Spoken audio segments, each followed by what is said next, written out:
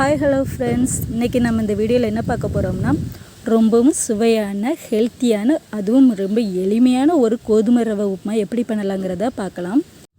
இப்போது கோதுமை ரவை உப்புமா செய்கிறதுக்கு தேவையான பொருட்கள் என்னெல்லாம்னு பார்க்கலாம். வெங்காயம், பச்சை மிளகாய், கருவேப்பிலை அண்ட் கோதுமை ரவை.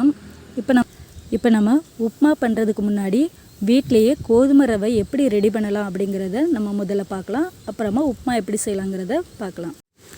முதல்ல பக்கத்தில் இருக்கிற மில்லில் போய் நான் கோதுமையெல்லாம் ரவா பதத்துக்கு உடச்சி கொண்டு வந்திருக்கேன். மில்லில் இருக்கவங்ககிட்டே சொன்னாலே நமக்கு ரவை அளவுக்கு அவங்க உடச்சி கொடுத்துருவாங்க. அப்புறமா வீட்டில் வந்து அதை நல்லா சலித்து மாவை தனியாக ரவையை தனியாக நல்லா பிரித்து எடுத்துக்கணும். அப்புறமா ஒரு சுளவில் ரவை எல்லாத்தையும் போட்டு நல்லா புடைச்சி எடுத்து அதில் உள்ள தூசி எல்லாத்தையும் நீக்கணும். பாருங்கள், ரவையை நல்லா க்ளீன் பண்ணியாச்சு. இனிமேல் நம்ம அதை வறுத்து எடுக்க போகிறோம். ஒரு வானிலையில் ரவையை போட்டு நம்ம நல்லா வறுத்து எடுக்கணும்.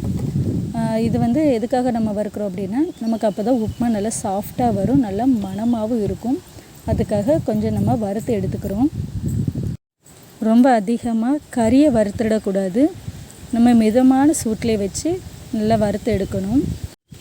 அப்புறமா ரவையை நல்லா வாஷ் பண்ணிவிட்டு அரை மணி நேரம் நம்ம ஊற வைக்க போகிறோம்.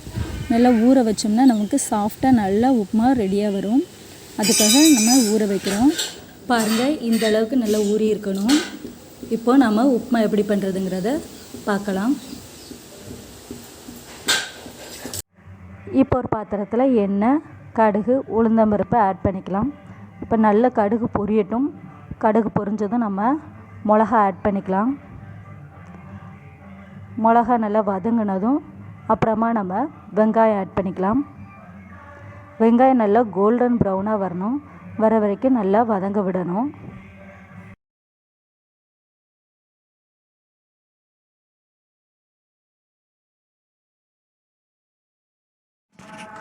வெங்காயம் நல்லா வதங்கினதும் நம்ம இப்போ கருவேப்பிலை சேர்த்துக்கலாம். அப்புறம் கருவேப்பிலை நல்லா பொரியட்டும்.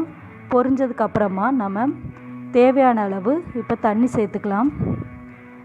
தண்ணி வந்து கம்மியாக சேர்த்துக்கலாம். ஏன்னா நம்ம கோதுமையை வந்து ஊற வச்சுருக்கோம், அதனால் கொஞ்சம் கம்மியாகவே சேர்த்துக்கலாம். இப்போ நம்ம உப்புமாவுக்கு தேவையான உப்பை ஆட் பண்ணிக்கலாம். இப்போ இந்த தண்ணியெல்லாம் நல்லா கொதிக்கட்டும். கொதித்ததுமா நம்ம ஊற வச்சுருக்க கோதுமை ரவையை நம்ம இப்போ இதெல்லாம் தட்டலாம். பாருங்கள், நல்லா நம்ம கிண்டி விட்டுக்கிட்டே இருக்கணும். கிண்டலைன்னா அடி பிடிச்சிரும். அதனால் அப்பப்போ கிண்டி விட்டுக்கிட்டே இருங்க. நல்லா கெட்டியாகட்டும்.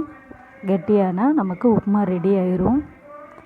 பாருங்கள், இப்போ முதல்ல நம்ம பார்த்ததுலேருந்து உப்புமா நல்லா கெட்டியாக இருக்குது. இந்த மாதிரி கிண்டி விட்டுக்கிட்டே இருக்கலாம்.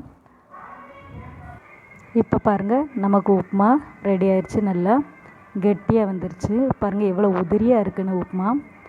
கோதுமை ரவை உப்புமா ரொம்ப டேஸ்டியான ஹெல்த்தியான உப்புமா நமக்கு ரெடி ஆயிடுச்சு.